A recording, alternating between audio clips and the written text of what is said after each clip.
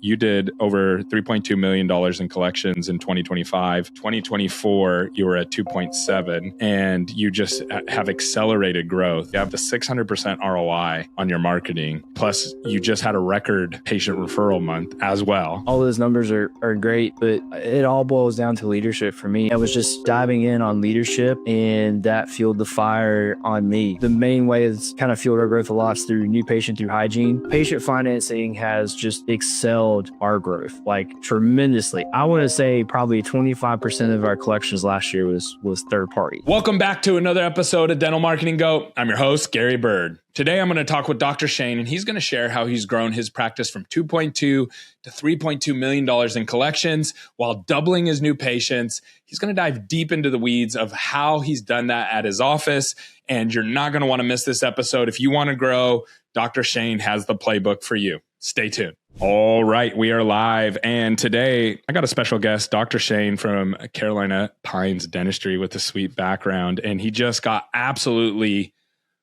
just attacked by horrible weather. We just had a cold front come across the United States, and it shut his office down to about a week, almost a week, and he still had a record month.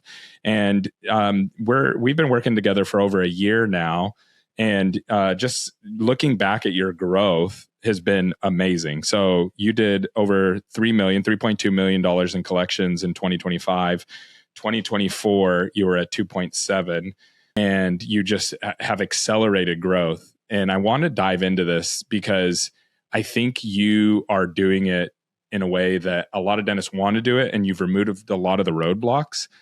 And so tell me a little bit about that journey. I just looked back 2025, you have almost a 600% ROI on your marketing. And plus you just had a record patient referral month as well. And with missing a week. So just talk a little bit about your journey, your growth journey. I know you have a very abundant mindset. So tell me a little bit about your experience just over the last couple of years. Yeah, well, all those numbers are great, but it all boils down to leadership for me. And that's kind of the meat of everything that's happened. Is I bought my practice in 2022, and it was a great practice, doing well, had a lot of technology. But I didn't have clarity kind of where I wanted to take things, what I wanted to do, and I didn't have clarity with myself. So that's where a lot of that started, man. I was just diving in on leadership, and that fueled the fire on me. And so then I realized that, I wanted to grow. I wanted to have that abundance mindset. Like you mentioned, like a lot of dentists will live in the scarcity mindset, but there's a lot of patients to go around, and we just wanted to continue to grow year after year, add team members. We started in 2022 with 7 team members. I'm up to 18 now. And part of that's just the capacity as I continued to push, more new patients in the practice, more services into the practice. We just kept growing. And I think a lot of that I owe credit to my team. I made it important to myself that growth was the only option. And once I made it to important to myself and just kept pounding that over and over, like, let's keep going, let's keep pushing. But let's also celebrate our wins and realize how special we are, right? Like, enjoy the plateau a little bit, but then take back off again. And so, I just made it important to my team, and they caught wind and caught fire, and the culture changed, and it led to a lot of our success, man, just a lot of it. So yeah, there's just learning things along the way like that and going in on leadership. That's awesome. Yeah. Leadership is, I know a lot of times people are like, it's kind of like woo, you know what I mean? Leadership and all that kind of stuff, but it really is. And I used to believe that early on in my business career. I'm like, whatever, I'll just work hard. I'll work it. And you learn very quickly that you can only do so much as an individual, and you have to have a team. And the point that you brought up about getting patients in and creating capacity, I think that right now in the dental industry is the biggest bottleneck. So we measure this. The average time to appointment right now, the ADA measures this as well, is 3 to 4 weeks. So the average new patient is waiting almost a month to get in to see a dentist or get their teeth cleaned. And this is spiking. It's spiking no-show rates to like a ridiculous way. Over 30% of marketing new patients don't show up, and patient referrals are not showing up even at a record level. And it's because offices are just making them way too long. And you figured out you actually got your average time to appointment for your digital marketing patients down to a week. How have you done that? Again, I kind of made that the goal for the office, and just having clarity like, hey, team, we want our average time to be a week to 2 weeks at max, ideally within the week. And if we don't have that, then that's a problem and we need to solve it. So just kind of going all in on that, but then just taking control of the schedule. So we always, as dentists, are like, busy schedule, right? Full. The front desk wants it full. If it's not full, it's not productive. And that couldn't be further from the truth. So we got intentional with our blocks in our schedule and creating those blocks and availability times for new patients. So we bring new patients in a couple different ways. The main way is kind of fueled our growth a lot through new patient through hygiene. So we have several blocks a day for that. Emergency spots, we have that as well. And then we have a consultation room that we have some specific things that people can come in that way. So it's really 3 ways patients can come in. And those blocks are sacred. Like, my team knows, we have the rule, you do not break those blocks unless it's 48 hours. And within 48 hours, you can put something in the schedule. But they've kind of at first gave some pushback on it. They're like, this is kind of crazy. We're having to push people out to make these blocks work. But then once they saw like, hey, I left this block open and so called last week and we got them in, and that turned into a, full mouth case or whatever, like that person could have scheduled a month out from us and then found availability and went to another practice. So, and the same thing for like emergency patients. Like, if you can get someone in quick and get them out of pain and get them feeling better and build that trust, like, you can turn a lot of those patients into good patients. And I think that's a gold mine. A lot of practices is the limited exams and new patient emergency exams. Because in our area, we get lots of people that haven't seen a dentist in 5 years, 10 years, 2 years. They're very motivated, right? Because they're like, hey, I got to solve this problem, but I don't want to wait a week. Right. And then that goes to another layer, like deeper, of like leaving availability on the doctor's schedule too, right? So we do the same thing on the doctor's side. Like, hey, maybe we can't get this done today. I'll get you some medications, antibiotics, whatever. Let me see you tomorrow. Let me see you the next day. So triage. Yeah. So it's just like this, it's like this circle, but you've got to take control of the schedule, and you got to hold the line, keep your team accountable, don't break the blocks. And that's how you get them in. 100%. And it's so interesting because the offices that have lost control, that are putting these patients out a month, I talk to them all the time. Either some are clients, some are not clients. They're like, nothing's working. No matter what I do, no matter how much I spend, I'm not growing. And it's like, well, yeah, you spent money this month. Those patients are scheduled for next month. And 30 to 40% of them are not going to show up just because of how far out you put them. So yeah, it's like you're bleeding to death and you're trying to run a marathon. It just doesn't work. So getting that top of funnel, that scheduling is huge. And another thing that I saw was, obviously your ROI is amazing. So you built a machine that you put $1 in, you get $6 back out almost. And that's huge. But what I noticed is you're doing a $99 cleaning, and there's a lot of dentists, and I actually love this because it creates a moat, but a lot of dentists are like, you're ruining dentistry, Gary, by telling people to do $99 cleanings. All it does is attract the worst kind of patients. They don't want to do anything, and it just makes us look cheap.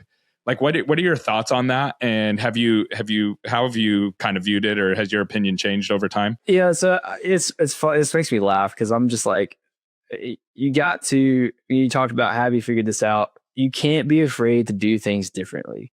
Like, if you want to stand out, you want to grow, you want to break the norms, then you got to do something different than what people around you are doing. You got to make yourself stand out. And I think a lot of that is like the $99 special. Like, yes, we get new patients in that way, but a lot of it's just creating visibility for us to get the new patients in. Like, that's the big tactic there. And when those patients come in, we don't really have those issues of them being like bad patients. Like, they want to get in their foot in the door. A lot of them are the ones that are nervous and haven't been to the dentist in a long time. And we do sedation, so it's perfect for us. But they just want to be, it's different than your insurance driven patient who has the benefits. Like, they want to be listened to and treated like a person. So I actually like those patients because we get the chance to sit down with them and kind of build the trust, and it turns out well for us. I think on the flip side too, we do a free emergency. So with $99 cleaning is great, but it's like, how do you do a free emergency? Like, that's crazy. Again, man, like that is, you get the people in pain who are ready to get something done and get it done like that. It's a no-brainer to come check you out, right? It's a no-brainer. Yeah, it's moving the needle. It just moves the needle. Well, it's funny because in dentistry, I work with only dentists, and I do a free marketing consultation, which is a boatload of time and labor and cost for us. And dentists would never even talk to us if I tried to charge for it. And most companies in dental do free consultation for everything. And the reason for that is dentists love that kind of stuff. Like, they love the free thing. They love the giveaway. They love those things. But they also, at the same time, they're like, well, I don't want to do that for the patients. And in the right market, it really works. Now, can you do it in the wrong market and it doesn't work? Of course, I've seen it done wrong targeting, those kind of things that can really mess you up. But you've really figured it out. And one of the things that I think that you've taken advantage of is you've figured out how to build trust before the patient comes in through your Google reviews. So you have a boatload of Google reviews in your market, kind of kicking everybody's tail, but you're about to kick that into overdrive. Can you talk a little bit about that? Yeah. So we just, I mean, it's been a big thing for us, especially in the last year. I think it's really when we took off, we got, I guess, more serious about asking for reviews. But this year we just did our January kind of team kickoff, like our vision for the year. Where's our practice headed? What do we want to do? And we're going to try to go all in on the patient experience for us. And part of that is normalizing asking for Google reviews. So we've tied a little bit of a bonus program to that with the team. We've set our sights on getting 400 this year, 400 more. It'll put us over 800. So I'm ready to see where we go. I think we can do it. Anytime that I've introduced some type of monthly goal for reviews, our team just like crushes it. And I've tried to do everything possible to knock down the barriers. I put QR codes in every single room up front. We've tied that to a bonus system. We have a team goal. Like, if we hit it, the team gets rewarded, but then we also have an individual goal as well on top of that, to do a friendly little competition. And I say a lot because I do a lot of consults and stuff. And I'm like, well, how'd you find out about us? How'd you hear us? And they're like, well, I'm here because I saw your Google reviews. And I was like, guys, I always ask that, even if they put it on the form, like I know they came in through Google. I still ask it because I want my team member to hear it. Well, everybody looks at Google reviews before they go somewhere. Like, if I told you to go see, if you flew out to California and you're like, where's the best sushi restaurant? I'm going to say it's ABC Sushi, whatever. You're going to say, you're going to go look at the Google reviews first, even though I told you. And the thing I don't think that a lot of people miss is, like, if someone in your market has 3,000 Google reviews and you have 200, even if someone refers to your office, they're going to see that 3,000 and go, oh, that's interesting that they got that big of a gap. Tells a story. And so that is like the engine behind everything else that you're doing. Like, it's actually at the top of the funnel, really. Yeah. So a couple of things on that too is, like, you could ask for a Google review, and we text out a link after they leave too. So they get it. They either have a chance to scan it in the office and do it there, or we text them a link automatically and say, hey, but when you leave, you're going to get this. Please help us out. We want to help more patients like you, learn who we are, where we're about, what we're about. But one of the things I did that really kind of, sometimes it's the quality of the review too, right? Like, you can have just great office and that's it. And maybe that's good for some people. But if you look at some of our Google reviews, like, we have some that are on there like paragraphs of people just writing things. So those you got to have a good experience to make those happen though, right? Exactly. And so I made a goal or a bonus program last year for a couple months that everyone had to have their name mentioned. So it wasn't just like you had to leave a Google review for the practice. It was kind of like the person asked was like, hey, you need to really help me out, because that's so powerful. Say my name in the review. And patients will do it because they love your team. Man. They love your hygienist, Susan, right? And so they're like, if Susan's like, hey, Doc's doing a contest this month, and if we get our name in, I get a trip or whatever. The patients are like, oh, absolutely, I'll do it right now for you. Yeah, so the quality of the reviews changed tremendously, and that's kind of when we saw this like snowball effect, like it just took off. Yeah. So one thing that I want to hit on is you just had a record patient referral month, and so a lot of times people get confused because I talk a lot about patient referrals, but I use them as a benchmark because I don't create patient referrals. That's created by how well your team does. However, what marketing can do is marketing creates opportunities. They come in, they buy treatment, and if you do a good job, they'll turn into patient referrals and you ask for them. What that does, so you're getting not only a 600% ROI almost for last year, but you're also creating patient referrals from your digital. I was just looking at the number, you had a record. I think you were closing in on 30 patient referrals just in January, which is crazy because just a couple of years ago, you weren't even seeing that many total new patients. So now you have hopefully this year, every month, you got 20 to 30 people that are coming to you from other patients talking about it. How have you created that environment to where patients want to talk about you? I mean, I think it just boils down to treating people well. Like we don't, again, going all in on our patient experience this year. Like when patients walk in, we have a coffee bar, we have water, stuff like that. You bring them in. We offer noise canceling headphones, weighted blankets, sunglasses. We have TVs, like just and not using techno babble like at the dentist. We just keep it in layman's terms. Like, hey, we could put something on top of your tooth to protect it. Does that sound great? You want to fix that? As opposed to like, hey, we've got to do this zirconia crown and we can do it in our meal. Like we keep all that noise to the minimum because we just want to treat people the way we want to be treated and talk to you like a normal person and not necessarily just bombarded and overeducated with dental things. We take photos on people and show them their teeth and take the time and go through that to build the trust. Like, hey, we want our patients on the same page as us. And there's no pressure from us to do anything here. We just want to show you what's going on. And do you want to fix it? It's up to you at the end of the day. You're in control of everything we do. So what do you want to do? I don't care if you want to do all of it or none of it. Like, I'm just here to help you out either way. And I think when you do that, you see people just kind of like let the weight off and they're just like, okay, I've got choices that I can make here. So doing those things and just treating people well, getting them involved with their mouth and their health and offering like the little things like chapstick and blankets and all that stuff. Like it's just different. Like I never got any of that stuff at the dentist and I had a great day. So it's just, again, going all in on that. And then we made it really important again to our team. Like, hey, our goal is to go over 30 new patient referrals every month. I think it was like 35 was where we're trying to get to. And it's like, how do we do that? I hear it daily, man, that we have patients say, you guys are great. This has been so easy. You guys have so much technology here, all this stuff. And we're trying to normalize like, hey, ding, ding, red flag. Ask them for a referral. Who else can you send here? Like, you got anybody looking for a dentist? Like, we'd love to help them out and change their mind and give them a great experience as well too. So we build a program on that. Are you guys doing patient financing? Yeah, we do patient financing. How do you do that? That's a patient. When we talk about all these things and show them photos and all this treatment and stuff, you got to have a way for people to afford it. Because dentistry is expensive, even for just like a single crown, like that in today's economy, like can be pretty tough, right?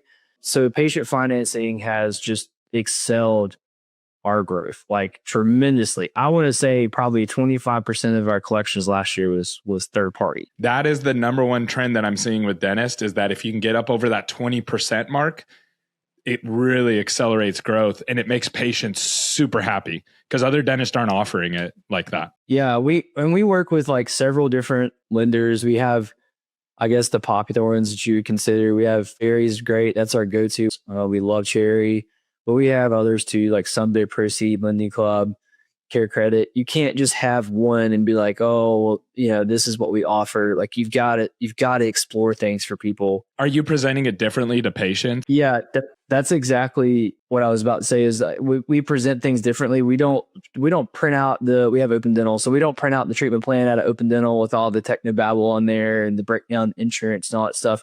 We have basically a spreadsheet that we print out with our logo and things that's stamped, and it tells them what their out of pocket is, what we're doing, how many visits it's going to take, how long it's going to take, and then gives them several different options. So we have a 12, 24, 3, 5, and 7 year option on there. It qualifies them on what the monthly payment looks like for them, or if they can do cash check. Like it gives them a whole printout of what your payment options. It's like buying a car. Like you go and they print it out, and it's like, hey, here's the options. Which one looks better for you? We do it the same way. here. And we're always happy to kind of step back or tear back or whatever. We're patient, meet patients where they're at to get them started. We definitely, you got to offer ways for people to afford care. Amazing. All right. So that I really feel like that is a competitive advantage that most dentists miss, that they have all this treatment walking out the door and they don't see it because they're busy. And when you open up that patient financing, it just opens up a whole new world. And the patients appreciate it to a level almost unheard of because no one's doing that. Like I would say less than 1% of dentists are offering patient financing that way. And everybody I've seen do it, their collections are through the roof. Their Google reviews are through the roof. Like I've never met somebody who was like, oh, I regretted doing that. Everybody loves doing it. And there is a fee associated with it. Like it costs money, but the collections and the joy patients far outpaces that. Okay, last question for you. What does the future look like for you? Where are you going? And what are you excited about? Well, I mean, I'm excited year after year, man. I mean, we just keep growing, and so I'm excited. I get surprised every time just to see like how far we can go and how far my team can take me. And I'm just the visionary and kind of give them the tools and let's see what happens. But we're definitely adding some capacity this year. Our goal is to add a hygienist. We got work some of that. We're upfitting the op, getting another chair. So we're going to make that happen. And that's just going to open up more capacity for our new patients in consults and things like that can come in. So we're excited to see where that takes us this year. I think we'll see some great growth from there. And yeah, again, just going all in on our patient experience and asking for those referrals. That's something that we've done well. We've done okay at, but we've never put any effort behind it. So I think these little things like asking for that and being intentional about asking for reviews, I think we're going to see a big jump this year with just like little tweaks rather than just like these massive things of adding, new services or new technology or whatever. Those things are great. But this year, we're going to tighten up those systems a little bit and see what happens. I know I said last question, but I just wanted to, I know people are going to ask this. How many docs, how many hygienists do you have? Yeah, so we have 3 doctors. I'm the sole owner. And I have 2 full-time associates. And then we've had 3 hygienists. We have 4 right now. We're kind of in this weird maternity leave where a couple of them are swapping out, having kids. But we have 4. We're not using all 4, so we're going to get to that this year. Amazing. And I know people are going to ask this. You're spending right now $7,800 on marketing. And people are going to be like, that's too much money, but you're doing $3 million in collections, 3.2. So you have plenty of room for that.